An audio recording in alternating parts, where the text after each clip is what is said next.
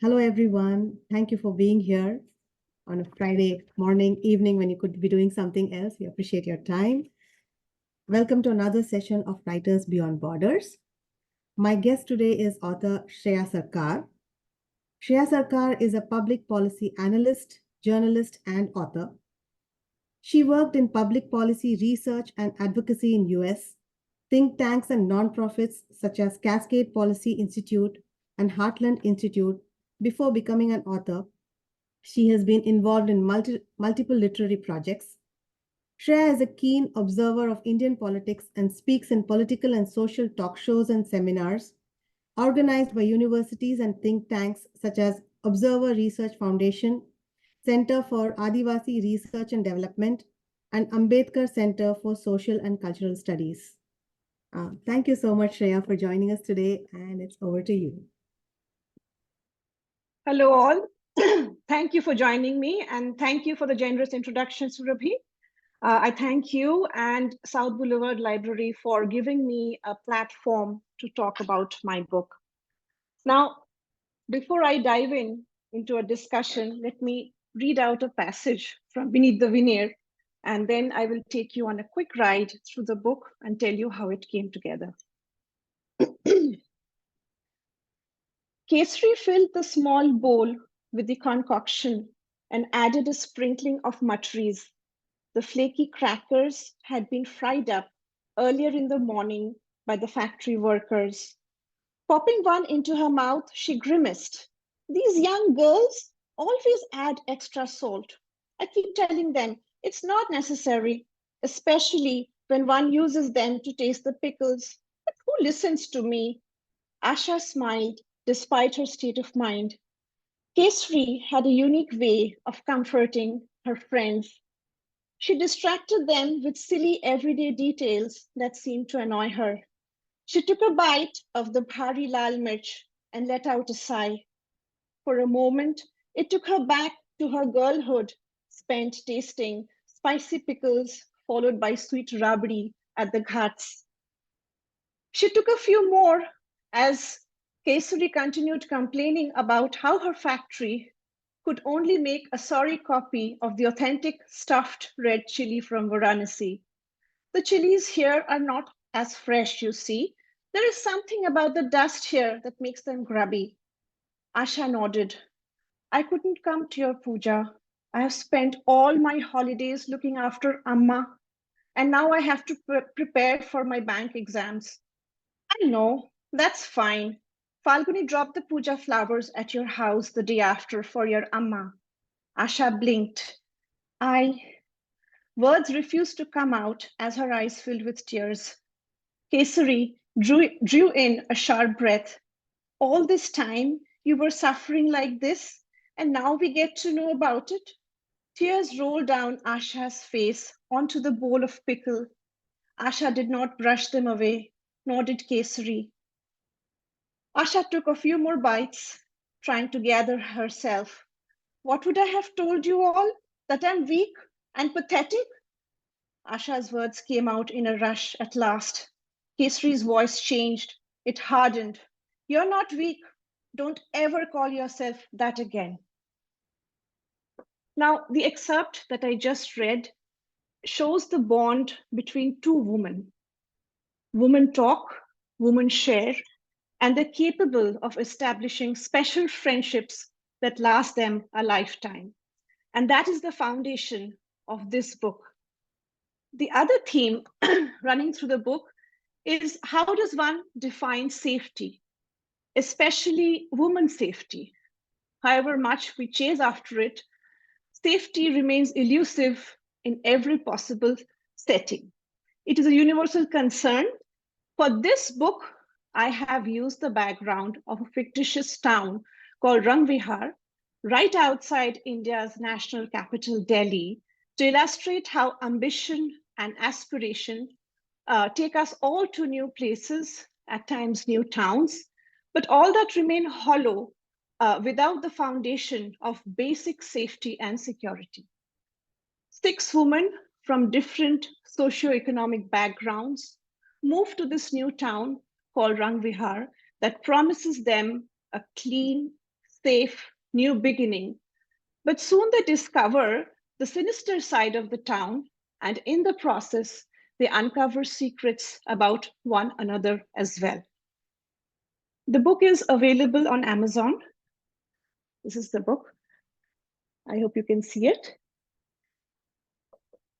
Now, if you're in a mood to read a woman-centric story that doesn't shy away from addressing difficult, tabooed topics, please pick up my book and let me know your views on it. Now, before I go into the book, let me tell you a bit about my background.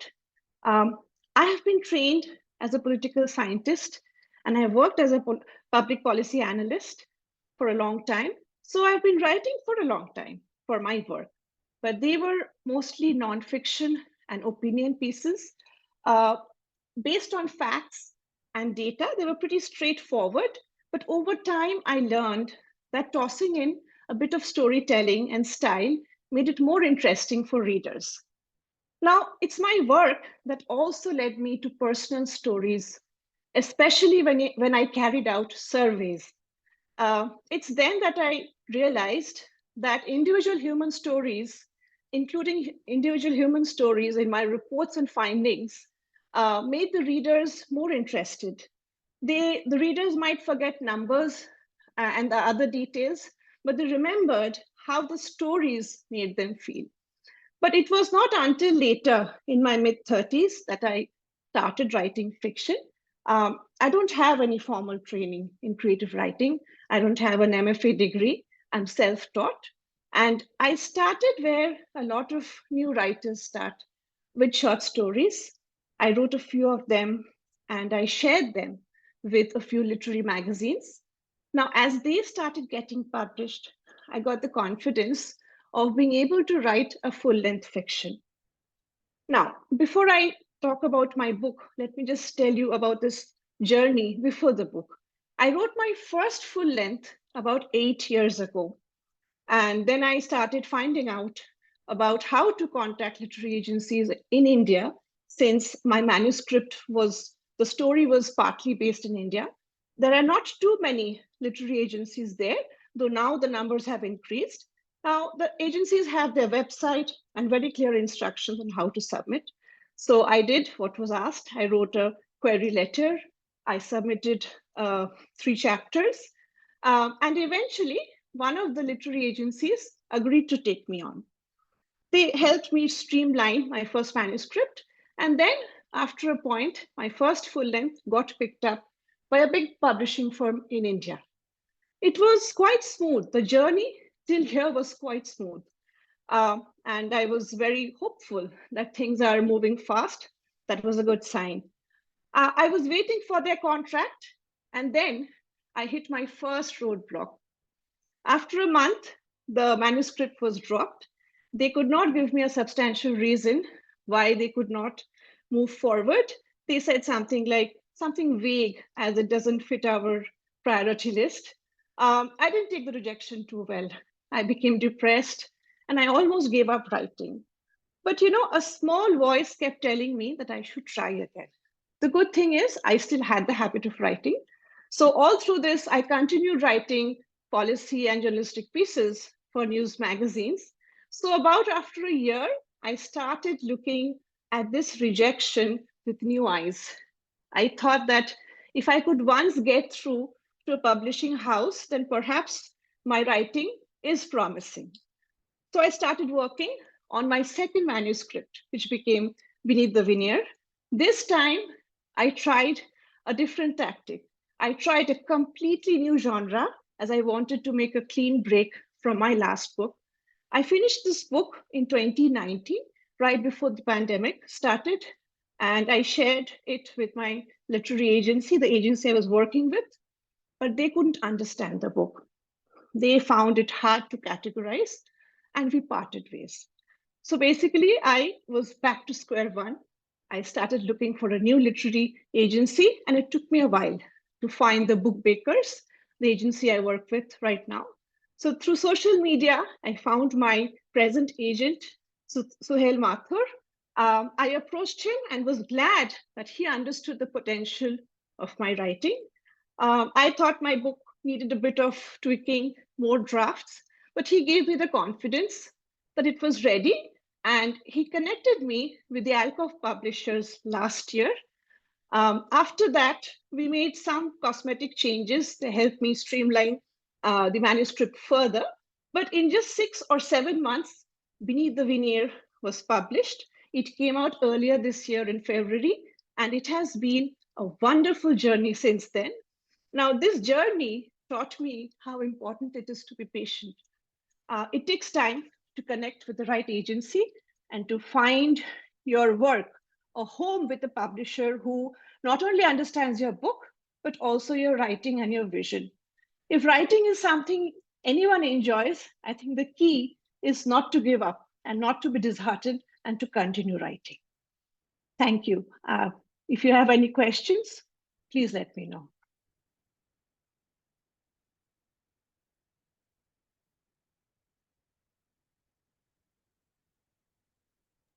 Shad, you want to talk about your whole process of writing? Like, how did the idea start? Where did you begin? Because to, start from like being a journalist to a novelist, can you talk a little bit about that, please? Sure.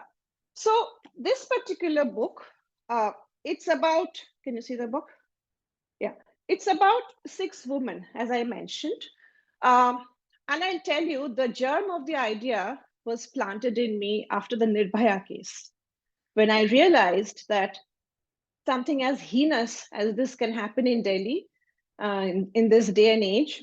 A lot of discussion happened after that, but eventually the whole incident was forgotten. There were candlelight vigils, a lot of movement. It was forgotten in some years, and then it started repeating. And that stayed with me, that troubled me. And then I noticed every now and then there were certain headlines hitting the newspapers. Like, I'll give you 1 or 2 examples.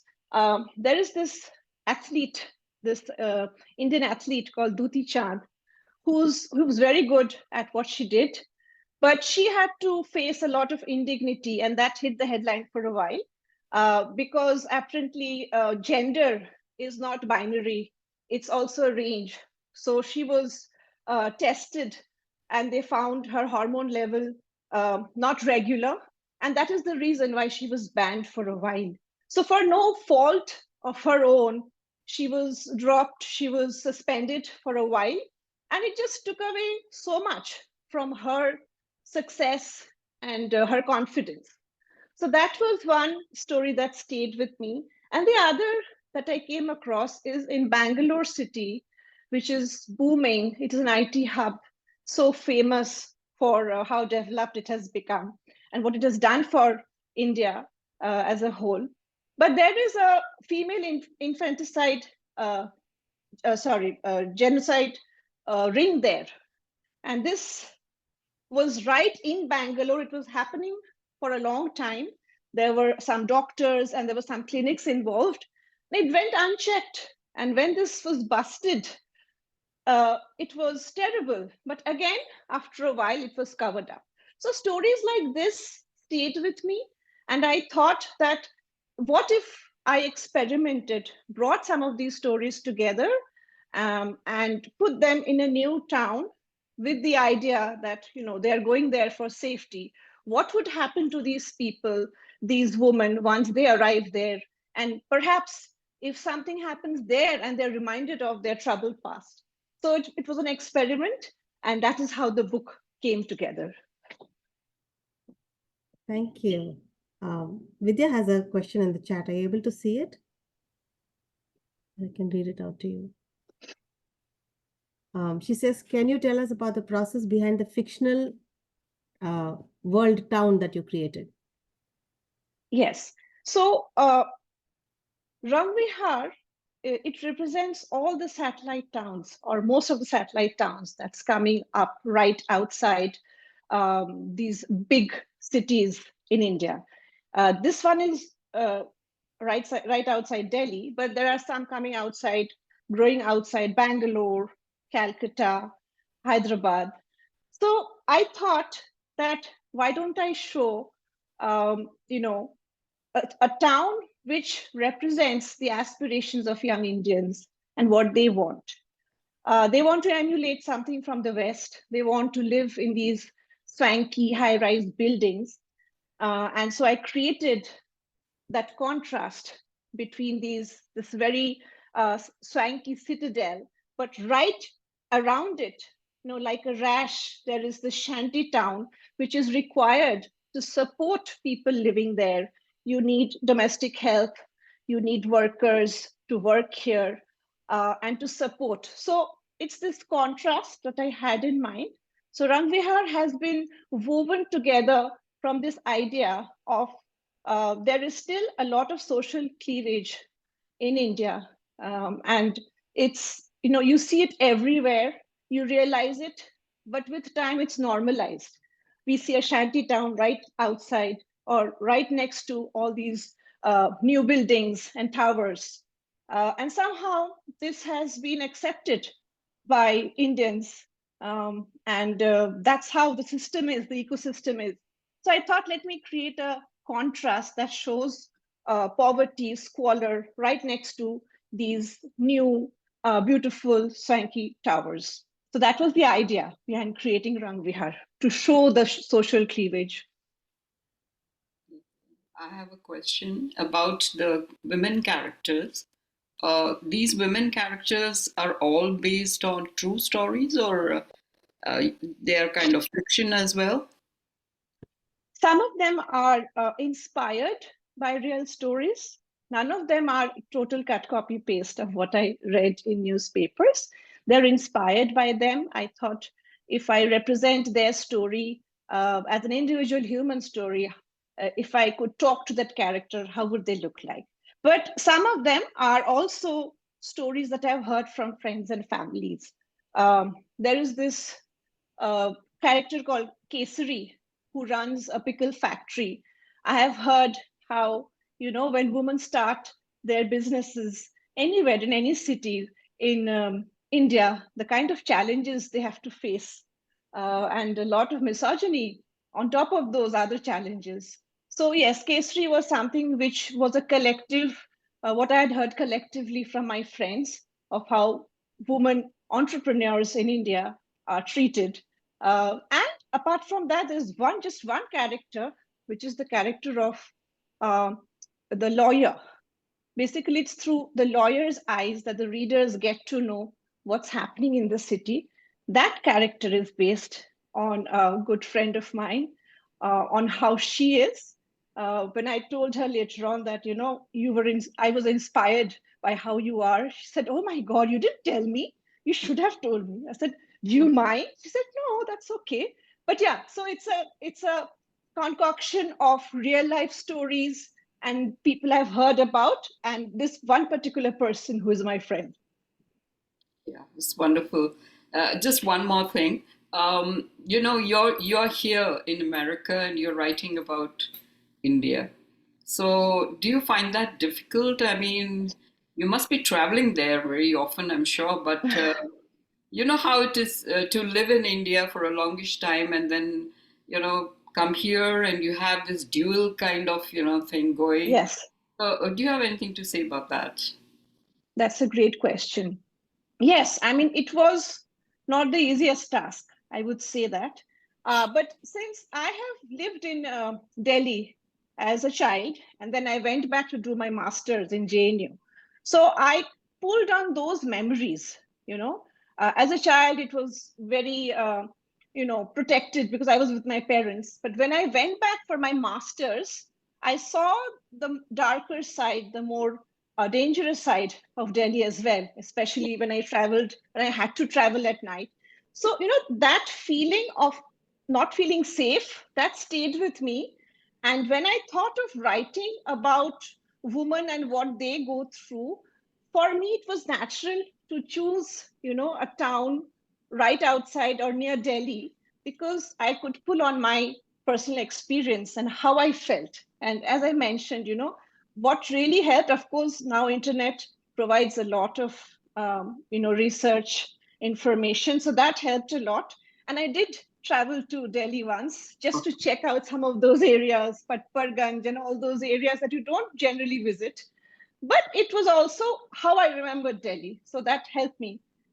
write about Like the old India. and new have fused in your book.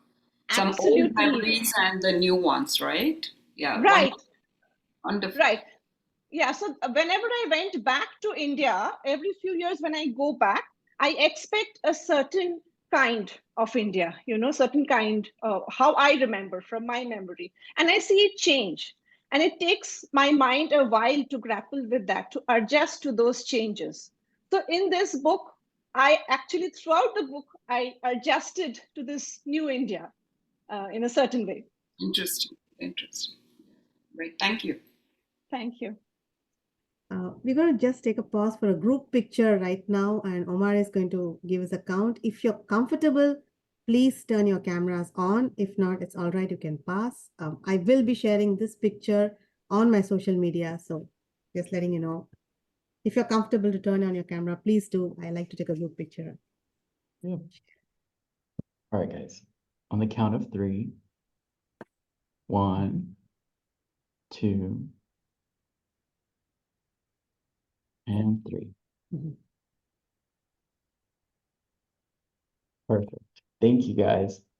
I will share this with Serbi, and we'll share this with you all. Thank you. Thank you. Thank you, Sreya. It was lovely to see you, and I'm so glad that your book is published. I must admit, I have not purchased it yet, but this weekend Yeah. I'm going to do that. It's available I look forward. as an Yeah. ebook. I just got a copy of it myself. Oh, I'm wow. excited. Thank you, Amar. I look forward to everyone's feedback because I'm Yeah. hearing a very, mixed. Some people are calling it dark, some people are, but everybody's rattled. So that's good. It's good to have some reaction. Oh, I think it's amazing that you're drawing from, real personal lived experiences. You're pulling from your background as well. You're pulling from real stories that impact people daily. And I know, every country has problems that they don't want to necessarily confront or deal with. So I think it's amazing. I know it's definitely a difficult conversation to have, and I know people might feel uncomfortable, but I truly Yes. think it's important. And, I just love the work that you're doing, and I'm so happy I was able to join you guys today. Thank you. Yes, I mean, the idea was to start a conversation. There are these topics we don't discuss in India, at least. I'm sure, as you said, every nation, every country has a share of problems and plights, but it should start somewhere, right? It's the foundation. Safety and safety for women is the foundation for every country. So one should not fall short there.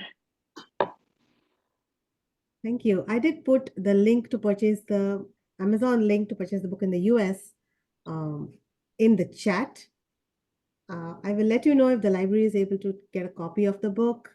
I can keep you posted on that. But also, like, if you like it, please spread the word. Please ask your libraries to purchase the book. There's always an option here in the US.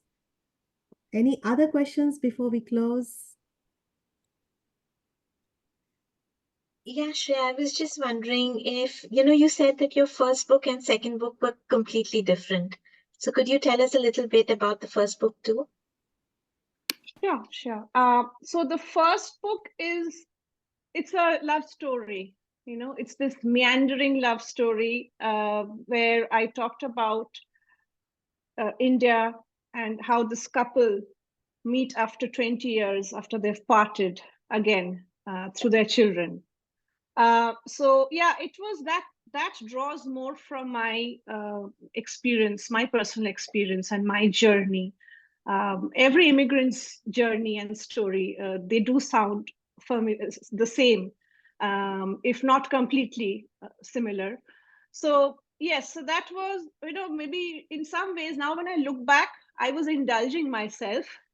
I thought I should write about the immigrant experience, what happens, because Jhumpa Lahiri had written it many years ago. Now that experience has changed. Immigrants have become, they come and go to their home countries more often. They're not isolated. And then there's technology now. So there are more ways of keeping in touch with your home country. But yes, it was a long meandering story. And it came from my heart. I'm still hopeful someday somebody will pick it up and give it a reading and understand. It comes from the heart, so it is something I think in my mind, because I've written it, it's endearing. So let's see what happens with that. But thank you for that question. It sounds beautiful, Shreya. I would love to read it. Thank you. If I may, Surabhi, I know that there are writers who are writing South Asian stories here, and now you don't need to stay in India or in Bangladesh or in Sri Lanka just to write about stories about that place. There are a lot of writers here who are straddling to different continents, to different experiences, mixing them together and making books. So there are a few literary agencies that are there. Some are based in India, some are based here, like the Lotus Lane Literary Agency is based out of US. They are very good with picking up South Asian stories because people are looking for a fresh lens, a fresh perspective. And there is also the Jacaranda Literary Agency, which is based out of, I think, Singapore. They are very good at picking up fresh stories from South Asia and also women's stories. Similarly, there's, I'm sure you might have heard of some of these, the Sharna Kambata Literary Agency. They're also on the lookout for stories from South Asian women. So I just thought I'll mention. And if there's anything that you want to share for South Asian writers on stories, I think that would be great for us to know. Thank you. I'm Thank just going you. to post the links to the places that she mentioned in the chat, so you guys can just click on those links and go there. What was the third one you said, Shreya? It's the Sharna Kambata Literary Agency. And there is a brand new one here. It has just started, Anjali Singh Literary. I don't know if you've heard. I think she was a part of some other agency, but she has started her own agency now. I think she's based out of New York. Anjali Singh Literary.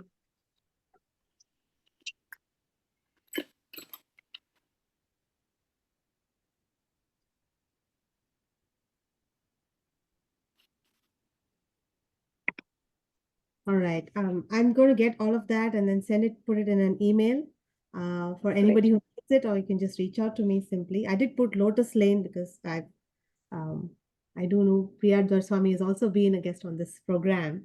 But Yes. Thank you, everybody. We will be meeting next month for Writers Beyond Borders on 17th of July, 10 a.m. Eastern. And Vidya, who's also on my screen, is my guest. She is a children's author. She's got two, Jesse's clapping. So she's got two children's books published, and she will be talking about her publishing and writing journey as well. Thank you, everybody, for being here today. Wonderful. Thank you so much for participating and for the questions. Thank you, Shreya. Thank you very much. Bye. Thank you so much. Bye.